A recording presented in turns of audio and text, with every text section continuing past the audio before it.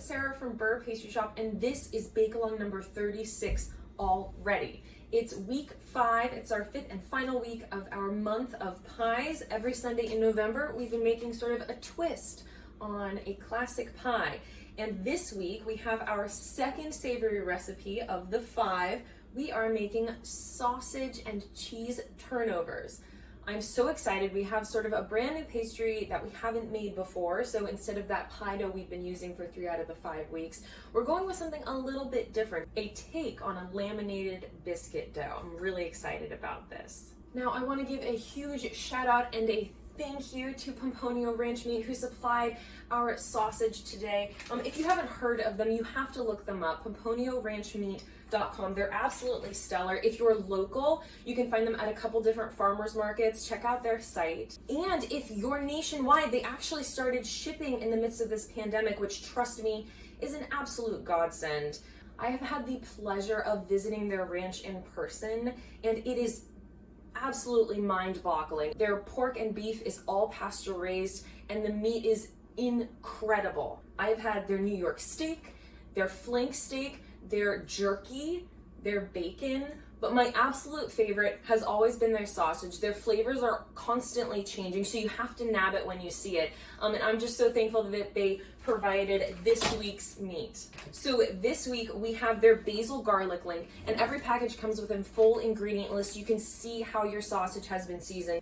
Their sausage and their bacon is absolutely incredible. It's so well seasoned, and that means you don't need to enhance it a lot. It's absolutely perfect as it is.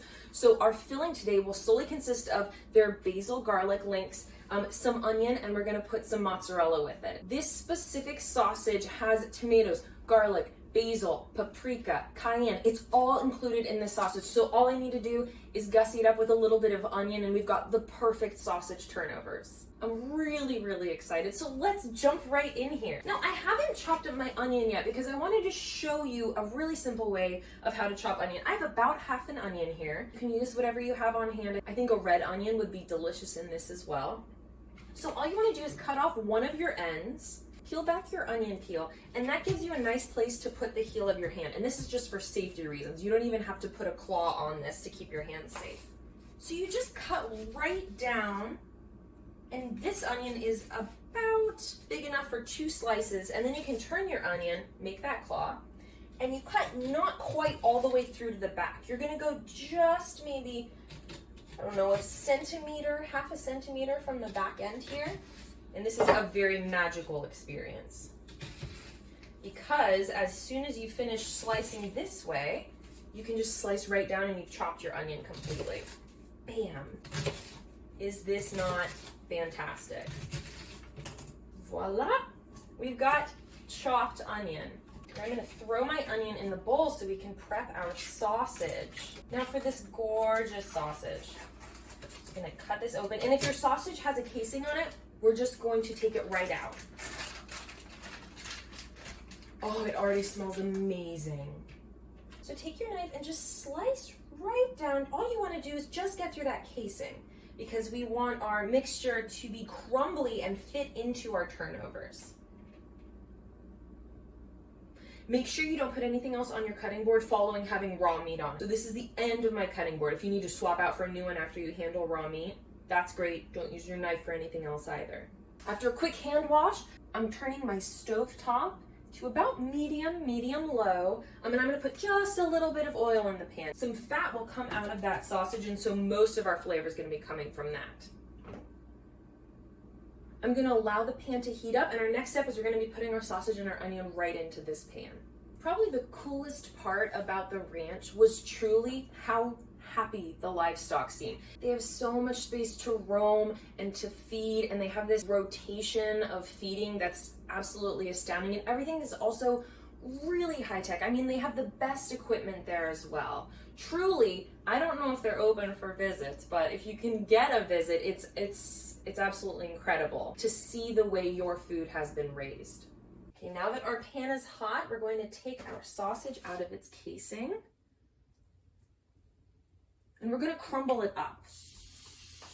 Hear that sound? Oh my gosh, it smells so good. Don't forget, make sure you wash your hands after you've handled raw meat. I'm going to crumble this up and then add our white onion.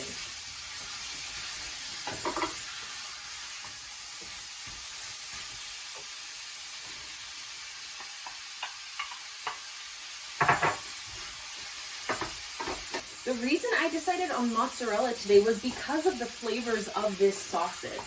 Basil, tomato, mozzarella just seemed like the right choice. But whatever sausage you're getting, pair your own cheese with it. Pomponio has this maple sausage that I just cannot get over. Ooh, what would I pair with that? Maybe Gouda? Yum. I first heard of Pomponio Ranch because Scott, who's just amazing in every way. If you go to a farmer's market, you'll run into Scott. He runs most of their sales. He lives on the ranch. He's such a hard worker and such a nice guy. And he is an amazing professionally trained chef as well. And his food is just stellar. So if you run into him at a farmer's market, you can ask him, hey, you know, I'm interested in the New York steak. How would you cook it? And he'll have 20 recipes he can give to you right there. Anyways, we were neighbors at a farmer's market that I was doing, and I got to know Scott really well while we were there. And it's very hard to go back to other sausage after having Pomponios. It really is. It's not the same. Oh, it smells delicious. I'm gonna hit this with just a little bit of salt and pepper for the onion's sake. Not too much, just a little bit. Again, this sausage is so well seasoned already.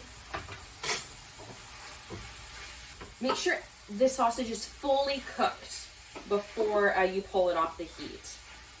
This looks amazing. I'm going to give it a little taste to make sure the onions are good.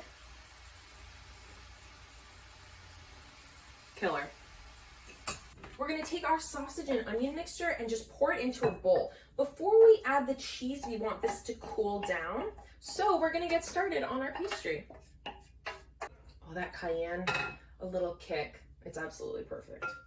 Okay, next up we have that laminated biscuit dough. So we're gonna put all our dry ingredients in our bowl first. That includes our flour, our leavening agents of baking soda and baking powder, and our salt.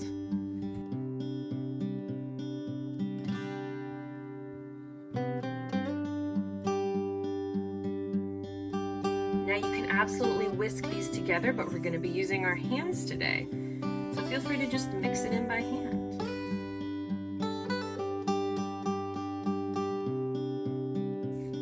Next up comes our cold cubed butter. Now we're back to that French technique of sablage. You can also use 2 knives, you can use a pastry blender. You can even do this in your food processor and just give it a few pulses. What we're looking is for this mixture to become sandy and coarse. When you're doing this by hand, this is the counting coins method. You're breaking up those butter pieces and incorporating it into your dry ingredients.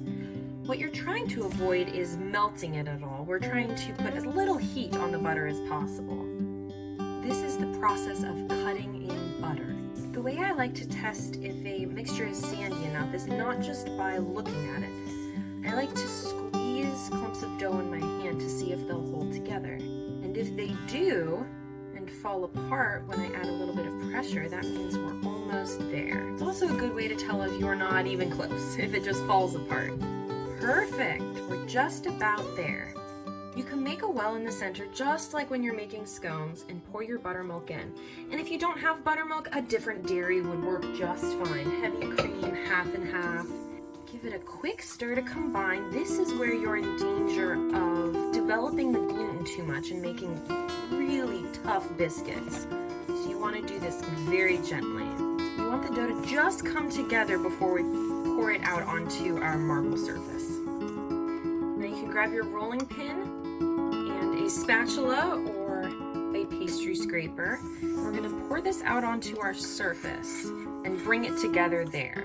And the laminating portion is going to come in here. Now if you've never laminated dough before, which is the process they use to make croissants or puff pastry, That's about folding butter into the center of your dough. Here we're not using any extra butter, but we are going to fold it over itself a couple of times and then bring it back together. And again, try and be gentle.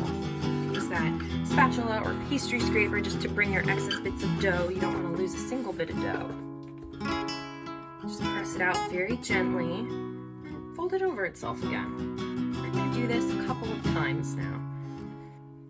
This is creating those layers. And you are in danger here again of developing too much gluten, so try to be as gentle as possible. And I'm going to do this about 6 times, 5 or 6 times.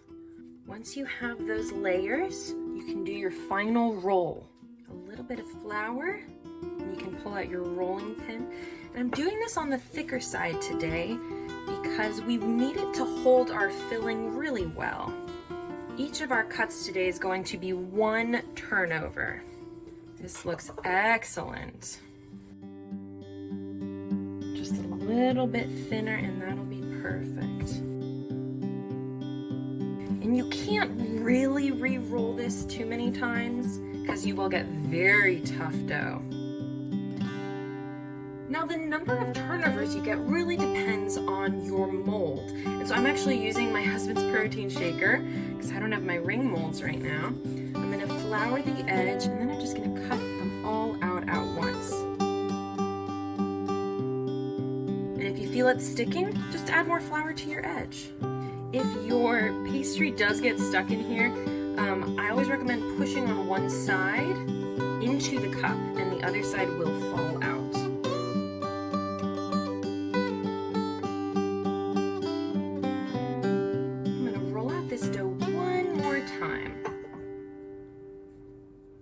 They're always a little wonky on the second roll, so don't freak out if they bake a little differently. My ring cutter, my husband's protein shake bottle, is about 3.5 inches in diameter.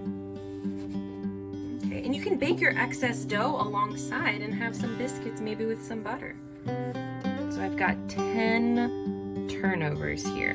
Get a sheet pan out with parchment. You can set that aside. Now, if you can believe it, we're already ready to fill these guys. And I'm going to add my cheese to my cooled sausage mixture.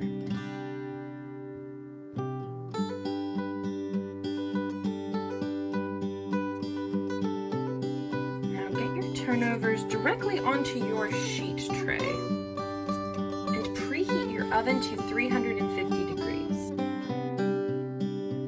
Now when I fill these, I like putting a little bit of pressure in the center. It'll make your turnovers just slightly larger, and I like the idea that there's a small bit of space for your filling to nestle in. Next up, we're going to take some of that filling and put it right in the center. We will shift it over when we fold it together.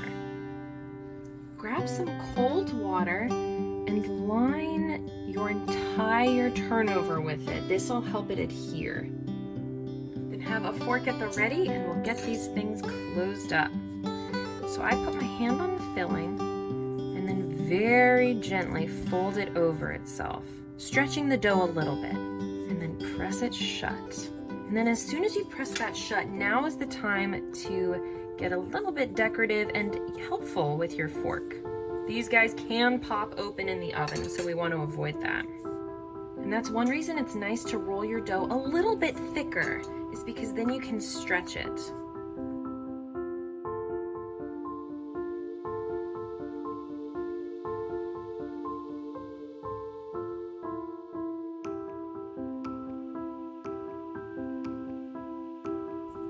This is absolutely going to be lunch for my husband and myself today.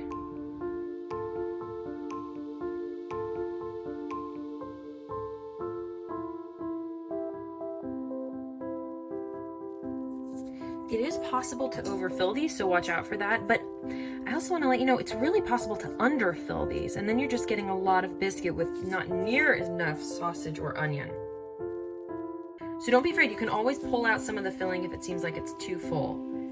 Mine look really full, but then they do fold over, so I'm hoping that this is the perfect amount of filling. Next up, we're going to do a light egg and cream wash. I have some egg here with some half and half. If you have a preference, you can just do an egg wash, just do a cream wash. It's absolutely baker's choice. Once again, don't be me, be generous with the egg wash. And then with anything insulated, I always like to be on the safe side, and I always like to give it a little venting hole. So I'm going to make 2 lines on the top of my biscuit dough.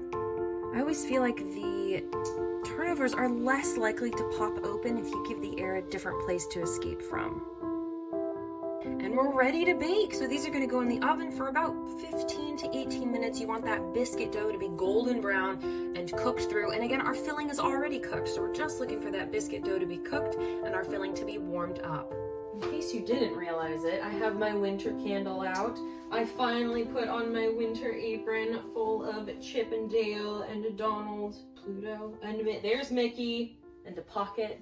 It's finally after Thanksgiving, y'all. And I want to say that you can make this recipe with leftover meat. So if you have a ton of turkey left over, you can fill these turnovers with turkey instead and a mix of other veggies or cheese. You can even get a little saucy, though watch out for something overspilling. Speaking of saucy, I warmed up some pasta sauce, some marinara sauce, because I thought these might be delightful if dipped in pasta sauce, considering it's basil sausage with mozzarella cheese, and there's tomato in the sausage and garlic. So we'll see. Get a dip ready. I have 2 more minutes on the oven, and then I'll pull these puppies out. Last 30 seconds. Okay, this is it. Let's pull them out. Oh, gorgeous. Oh my goodness. And only one of them popped open. There's always a danger in that when you're making turnovers or anything like this. They can always pop open. And if they do pop open, you know what? They're gonna still taste delicious, so don't even worry about it. So let me get you up close to these guys. Are these not just heavenly? They even have cheese spilling out of one of them. So I recommend you let these cool for about 10 minutes, let them settle into themselves so you don't burn your mouth like on a Hot Pocket, and then we'll give them a try. Okay, here's Josh for the taste test. Now I brought out, again, this is warm garlic marinara. Okay. Cheers. Oh, I'm sorry. Got a little carried away. You got mostly biscuit in that, but it's a very good biscuit. Dip it on The pastry's really tender. Mm-hmm. Even with folding it over that much, it's really tender. Just a little sauce strip, it's fine. Oh yeah, I wore my marinara shirt. Okay, I haven't tried it with the marinara yet. It's pretty good. It's pretty good. Just gonna dunk away. This is a fantastic appetizer. And the best part is I have a feeling that you can bake these off and then freeze them baked and then just warm them up in the oven before your event. We're allowed to double dip, right? Well beyond that. Well beyond that. How many of them am I allowed to have? That's the question. The answer is yes. Okay.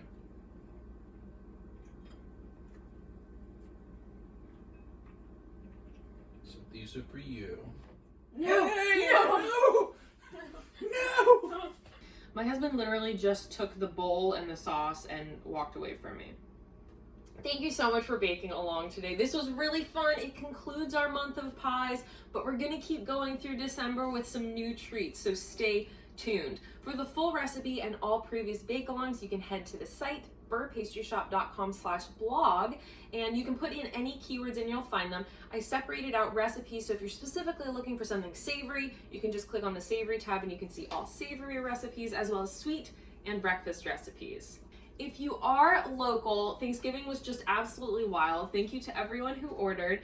We're still cooking up a storm over here, so go online to beurrepastryshop.com/online-ordering, and you can see all of the local delivery options, including gift boxes, the seasonal items. We are having a Cyber Monday sale, which begins tomorrow. So don't forget to head online for that. And if you are not local, do offer nationwide shipping. You can go to beurrepastryshop.com/nationwide-shipping, and you can see all of the offerings there, all of the different jars. We have gift boxes that we're shipping nationwide this year. So it's a lot of very exciting stuff. And a huge thank you again to Pomponio Ranch Meat for supplying the sausage today. It makes the turnover. It's absolutely delicious. So check out their site too, PomponiaRanchMeat.com, and you can see all of their current sausage offerings, beef, pork, bacon, the whole 9 yards. They also do things like marrow, so absolutely check them out. and they can ship right to your door. I'm very excited to continue this holiday season with some more bake-alongs, so get excited. I can't believe we're almost to December already, and I am looking forward to continuing to bake along with you. Always let me know if you have any questions. You can use the contact form on the site. You can use messaging on Facebook or Instagram. I always like to keep up with people and see how your bakes are doing. Until then, keep baking, and I'll see you next week.